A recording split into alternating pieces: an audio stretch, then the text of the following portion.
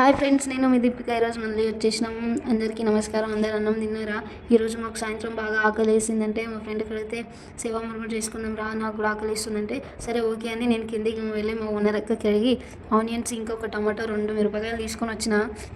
ఇంకా లెమన్ తన దగ్గర ఉండేది ఇంకా తీసుకొని రాలేదు. చూడండి, ఇగో ఇట్లా హాస్టల్ ఉంటే ఇదే పరిస్థితి. చూడండి అబ్బా, అదే ఇంటికాడ ఉంటే అమ్మ వేసింది లేకపోతే మనకు నచ్చింది చేసుకొని ఇష్టం వచ్చినట్టు తింటుండే.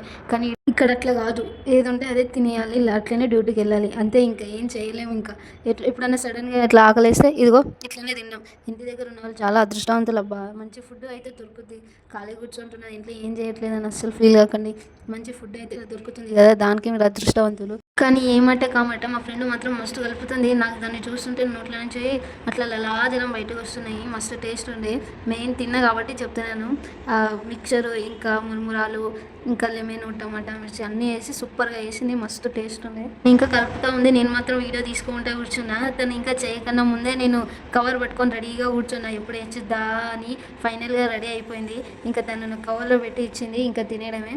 మస్తు టేస్ట్ వచ్చింది. ఎప్పుడన్నా మీరు ఏమన్నా కావాలి తినాలి అనుకుంటే ఇంట్లో తప్పకుండా ట్రై చేయండి. మీరంతా నా వీడియోస్ చూస్తున్నారు కానీ ఎవరు లైక్ చేయట్లేదు, సబ్స్క్రైబ్ చేయట్లేదు. ప్లీజ్ లైక్ అండ్ సబ్స్క్రైబ్ అండి. ఓకేనా? బాయ్.